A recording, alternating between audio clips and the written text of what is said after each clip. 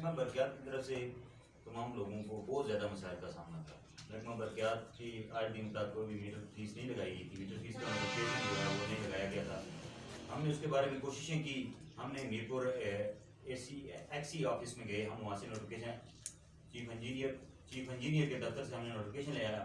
وہ کاپی ہم نے جا کے محکمہ برقیات کو دی کہ یہ باہر اویزا کریں, لیکن محکمہ برقیات والوں نے وہ اویزا نہیں کی. اس کے بعد ہمیں پوری پریس کانفرنس کرنی پڑی. اس کے بعد ہم محکمہ اے سی صاحب کے پاس گئے. ہم نے کہا کہ نوٹیفکیشن محکمہ نہیں ابھی تک اویزا کر رہا. اے سی صاحب نے دوبارہ نوٹیفکیشن جاری کیا. پھر جا کے محکمہ برقیات نے اس پہ عمل کیا اور وہ نوٹیفکیشن جاری ہوا. اس کے بعد ہمارے اے سی صاحب سے باقی تمام معاملات جو یونٹیں زیادہ ڈال رہے ہیں, اس کے بعد جو میٹر بے وجہ ڈیمیج کر رہے ہیں, اس کے بعد جو لوگوں کے گھروں میں بل نہیں پہنچ رہے ہیں, اس کے بعد جو لیڈ وغیرہ جو ٹرانسفارمر جل جاتے ہیں, اس کو لوگ اپنے خود پیسے اکٹھے کر کے آپس میں 500 1000 روپیہ 2000 روپیہ اکٹھے کر کے خود لگا رہے ہیں. ہماری یہ گزارش یہ اس حساب سے کہ لوگ ان کو کہیں گے ان کا بجٹ بے شک منظور ہو رہا ہے محکمہ برقیات والوں کا, ان کو حکم ہے اوپر سے کہ یہ خود جمع کرائیں گے, ٹھیک ہے. لیکن ابھی تک وہ لوگوں کی لیڈیں وغیرہ نہیں ٹھیک کر رہے, کوائل وغیرہ خود نہیں ٹھیک کر رہے تھے. ہم نے لوگوں کو بولا کہ ہم نے اے سی صاحب نے ہمیں بولا کہ آئندہ کے بعد یہ عمل ہوگا. ہمارے پاس جناب والا 8ویں مہینے کی ہمارے پاس اے سی صاحب نے ہمیں نوٹیفکیشن دیا, ہمیں ایک درخواست مار کر کے دی کہ میں نے پیغام بھیج دیا ہے محکمہ برقیات کو. وہ تقریباً 8ویں مہینے کی 5 تاریخ کو پچھلے سال 2020 میں انہوں نے درخواست مار کر کے دی تھی. اس کے بعد ہم ان کے پاس زبانی طور پر جاتے رہے, لیکن انہوں نے لوگوں کو آگے پیچھے کرنا شروع کر دیا. اس کے بعد پھر ہم نے ایک مرتبہ ہمیں مجبور ہو کے اس کے بعد پھر ہم نے اے سی صاحب اور ان کی میٹنگ ہماری ریسٹ ہاؤس میں بلائی گئی. ریسٹ ہاؤس میں انہوں نے آن میڈیا پریس کانفرنس کرتے ہوئے آن میڈیا اے سی صاحب نے کہا کہ ہم تمام لوگوں کو کہا کہ آپ اپلیکیشن کی صورت میں اپنے مسائل ہمارے پاس لائیں, ہم حل کروائیں گے. ہم اپلیکیشنیں لکھ کے لوگوں کی محکمہ برقیات کے پاس گئے. پہلے تو محکمہ برقیات 5-6 مہینے تک انہوں نے وہ اپلیکیشنیں چھپائی رکھی. جب ہم دوسری مرتبہ بندے لے کے محکمہ برقیات والوں اے سی صاحب کے پاس گئے کہ ہماری اپلیکیشن پہ کوئی عمل نہیں ہو رہا, اس کے بعد انہوں نے ہم پہ یہ کلیم کیا کہ آپ اپنی شاید کارڈ کاپی ان کے ساتھ لگائیں. ہم نے وہ بھی لگا کے دی ہیں. جب ہم نے وہ بھی دے دی ہیں, اس کے بعد ہم کل ہم تقریباً 2 بجے ہم 2 آدمی گئے ہیں ادھر محکمہ برقیات والوں کے پاس. تو انہوں نے آگے سے بدتمیزی کرتے ہوئے یہ کہا ہے کہ آپ کون ہوتے ہیں لوگوں کو مسائل لے کے ادھر آنے والے, آپ کون ہوتے ہیں جناب والا لوگوں کو ہمارے جو چوریاں بتانے والے, ٹھیک ہے. ہم آپ کے خلاف FIR کاٹیں گے. اس پر کافی بدتمیزی انہوں نے کی ہے ہمارے ساتھ, ہمارے لوگوں کے ساتھ. ہمارے تمام لوگ جتنے بھی لوگ ہیں ہمارے محکمہ برقیات سے تنگ ہیں. ہماری اپیل ہے کہ انتظامی امور پہ بیٹھے ہوئے تمام لوگوں سے, ہماری وزیر اعظم آزاد کشمیر سے اپیل ہے, وزیر اعظم پاکستان سے اپیل ہے کہ محکمہ برقیات سمانی جو کہ کمیشن اکٹھا کر رہا ہے یا پتہ نہیں کیا کر رہا ہے لوگوں کے ساتھ, اس نے بہت زیادہ ظلم کیا ہوا ہے. محکمہ برقیات کو لگام ڈالیں اور انہیں بولیں کہ لوگوں کو اس طرح سے تنگ نہ کریں. اگر ہم ابھی تک قانونی کارروائی کر رہے ہیں, تقریباً قانون جو ہمیں کہہ رہا ہے ہم اس کے مطابق چل رہے ہیں. اگر ہمیں اسی طرح ڈرایا جاتا ہے اور دھمکایا جاتا ہے تو ہمیں مجبور کیا جا رہا ہے کہ ہم احتجاج کریں. اور ہم انشاءاللہ آج اپلیکیشن لے کے اسسٹنٹ کمشنر صاحب کے پاس بھی جائیں گے, ہم ان سے بات کریں گے. اگر ہمیں کوئی لائحہ نہیں دیا جاتا تو ہم تمام بھائیوں سے مشورہ کر کے اگلا لائحہ انشاءاللہ میڈیا کے سامنے تمام لوگوں کے سامنے رکھیں گے. جی ناظرین, یہ ایک معاملہ آپ کے سامنے آیا اور عبید صاحب جو اس پلیٹ فارم کے ذمہ دار سربراہ ہیں, انہوں نے یہ بتایا کہ محکمہ برقیات سمانی نے تحریک حقوق انسانی کے جو وہاں ذمہ داران گئے کچھ متاثرین کے معاملات لے کر, انہوں نے SDO جو متعلقہ ہے مقامی, کیا نام ہے جی ان کا, حنیف نام کے SDO برقیات, انہوں نے ان سے جو بد تہذیبی بھی کی اور بد تہذیبی کے علاوہ انہیں دھونس دھمکیاں اور یہ بھی کہا کہ آپ کے خلاف مقدمہ درج کروائیں گے یا مقدمات درج کروائیں گے.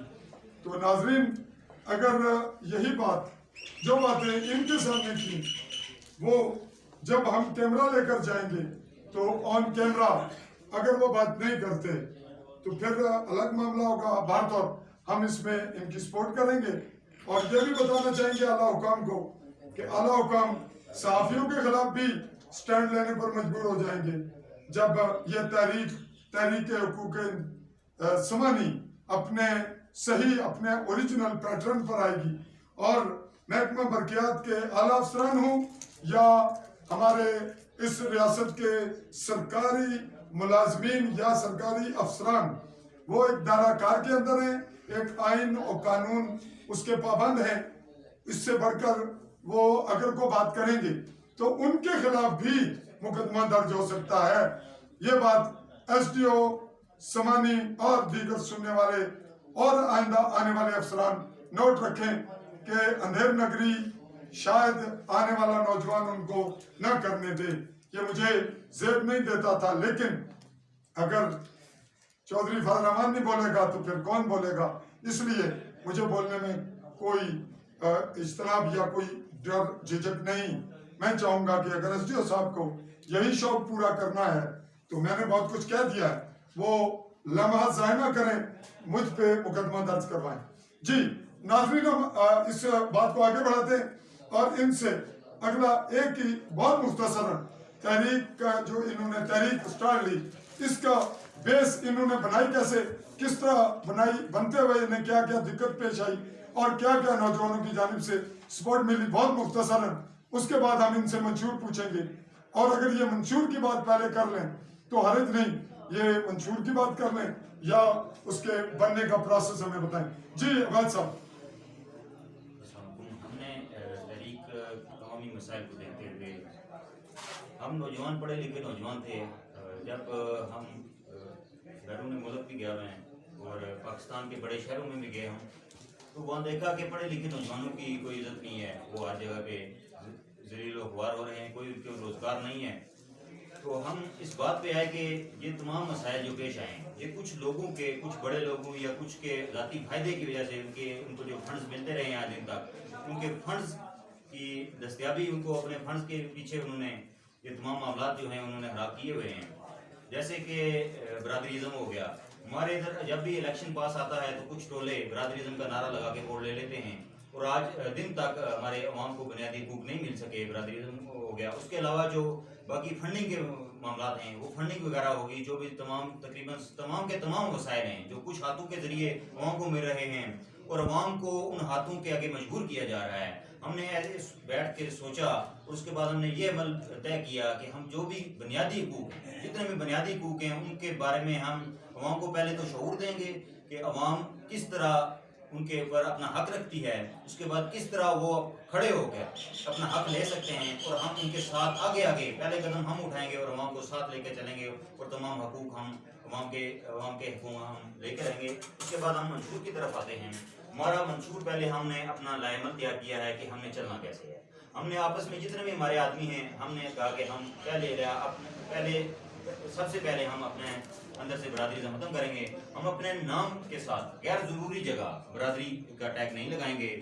اس کے بعد ہم اپنے اندر کوئی بھی بندہ ذاتی یا اپنا بڑا پن نہیں اپنا شو کرے گا. اس کے بعد ہم تمام علاقوں، تمام بنیادی تفرقوں، تمام اور قسم کے تفرقوں سے نکال کے ایک پلیٹ فارم پر ہم اکٹھا کریں گے.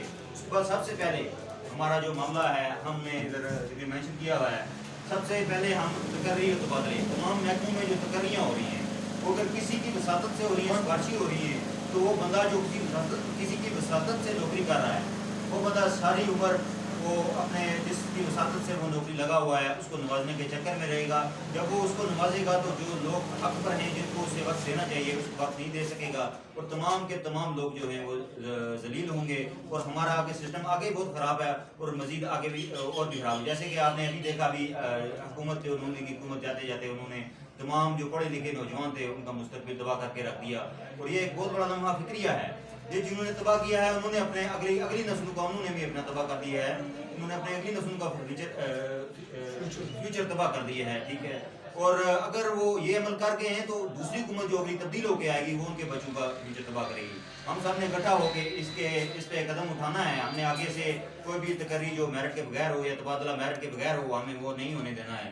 اور اس کے بعد ہم پولیس، ہمارے یہاں جو سیاست جو کی جاتی ہے وہ پولیس پہ کی جاتی ہے. ایک غریب آدمی، ایک مسکین آدمی جو تھانے میں چلا جاتا ہے، اس کے کوئی سنوائی نہیں ہوتی ہے.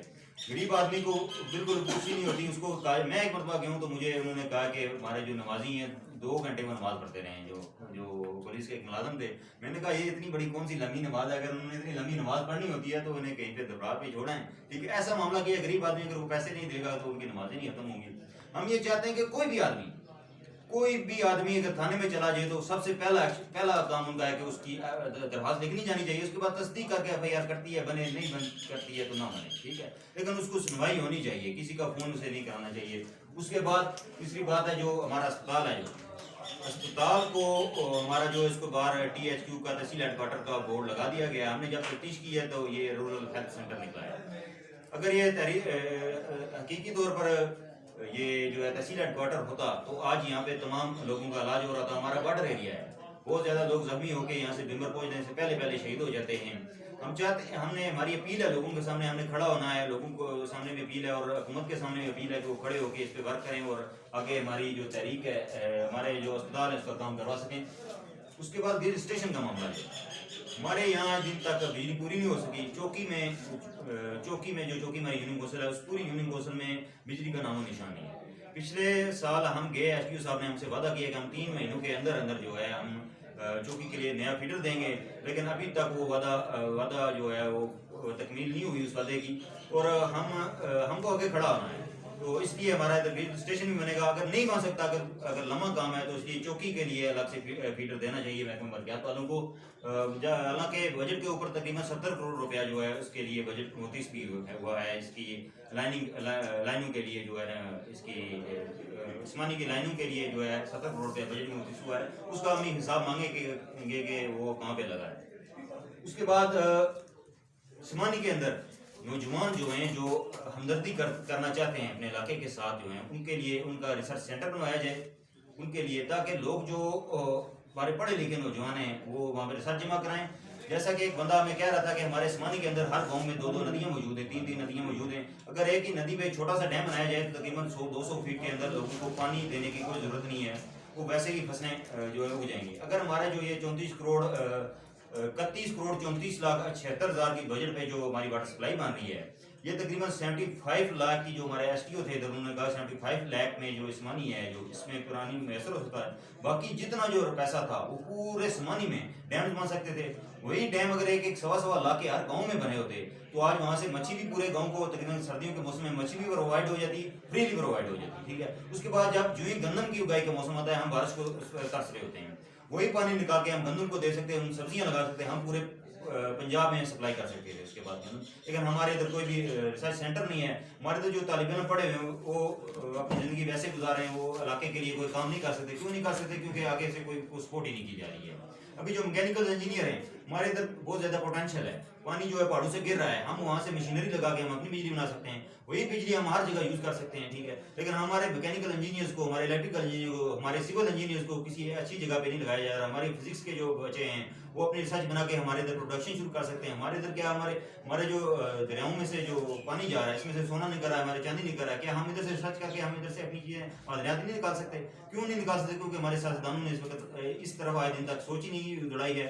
آج اگر سیاستدان ہمارے ریسرچ سینٹر بنا دیں، آج ہمارے جو بچے پڑھے ہوئے ہیں ان کو اچھی طرف لگائیں، ہمارے جو ڈاکٹرز ہیں، ڈاکٹرز ہمارے کو جو ادھر ہے وہ اسے یہی کہا جاتا ہے کہ آپ جو بھی بندہ آئے اس کو جناب دوائی لے کے دے دیں۔ حالانکہ دنیا کے اندر سب سے زیادہ نیوٹریشن پہ کام ہو رہا ہے۔ جب آپ خوراک لوگوں کی ٹھیک کر دیں گے، جب آپ ان کو ڈائٹنگ پلان دے دیں گے، اس کے بعد جو بیماریاں ہیں وہ تقریباً 80% کم ہو جائیں گی۔ ہم ادھر ریسرچ سینٹر ہوا، لوگوں کو بتایا جائے کہ آپ کی یہ کام ہے، آپ کی یہ دن دیہڑی کا کام یہ ہے، آپ کا یہ آفس کا کام ہے، آپ یہ نیوٹریشن رکھیں، اپنی یہ ڈائٹنگ رکھیں تو ایک بھی بیماری نہ رہے، ادھر کوئی مشکل بیماری نہ رہ جائے۔ اس کے بعد جناب والا ہم ٹرانسفارمر، پول وغیرہ، تاریں جو ہیں جو اس کا وہ ڈائریکٹلی لوگوں کو میسر نہیں، وہ جا کے کسی کے ڈیرے سے یا کسی کے آگے جھک کے یا پیسے دے کے لوگوں کو میسر ہو رہی ہیں۔ جب تک لوگوں کو خود میسر نہیں کی جائیں گی تب تک لوگ آزاد خیال نہیں ہو سکتے، تب تک خود سوچ نہیں سکتے۔ جب یہ جناب کچھ لوگ جو ہیں یہ اپنے ہاتھوں میں کنٹرول کر کے ایسے معاملات کو ان کو کنٹرول کر کے ٹرانسفارمر کو کل ووٹ لے لیتے ہیں اور لوگوں کو 5 سال پورے انہوں نے فنڈنگ ان کی چھپائی ہوتی ہے اور الیکشن کے پاس آگے ایک چیز دیں گے اور ان سے ووٹ لے لیتے ہیں، اور آج تک ہم ضلال کی زندگی گزار رہے ہیں۔ بلدیاتی الیکشن، ہمارے یہاں بلدیاتی الیکشن جو ہونے بہت ضروری ہیں۔ ہماری جنریشن میں اتنے پڑھے ہوئے ذہین لوگ ہیں، اتنے اچھے لوگ ہیں، لیکن وہ آگے نہیں آ سکتے کیونکہ یہ جو ہمارا سیاسی نظام ہے یہ رگمال بنا ہوا ہے۔ جب تک بلدیاتی الیکشن نہیں ہوں گے، ہمارے نیچے سے جو نچلی جنریشن سے کوئی بھی قیادت آگے اٹھ کے نہیں آ سکتی، کیونکہ اور سیاست کو اتنا مہنگا کر دیا گیا ہوا ہے کہ یہ ایم ایل اے کا الیکشن لڑنے پہ تقریباً آپ کو جائیدادیں بھی بک سکتی ہیں, سب کچھ بک سکتا ہے, لیکن آپ کو کچھ بھی نہیں بعد میں ملے گا. اس لیے فوری طور پر اگر بلدیاتی الیکشن نہیں ہوتے ہماری نسل آگے سے تباہ ہو سکتی ہے. اس کے بعد فنڈ جو ہے حکومت کی طرف سے مل رہے ہیں وہ اس کا حساب کتاب سامنے رکھا جائے. جو بھی ہم انشاءاللہ سکیمیں دیں گے ہمارے عوام کے سامنے لائیں گے. اس کے بعد جو ہم بجٹ وغیرہ سامنے لائیں گے, ان کے جتنے بھی ورک آرڈر ہیں وہ سامنے رکھے جائیں تاکہ پتہ چلے لوگوں کو ہمدارا ہمدرد ہو رہا ہے. یہ سیاستدان اور یہ جو باقی چہرے ہیں جو عوام کو لوٹ رہے ہیں, یہ پورے 5 سال پہلے لوٹ کے کھاتے ہیں اور الیکشن کے پاس آ کے کہتے ہیں جناب ہم آپ کی خدمت کر رہے ہیں.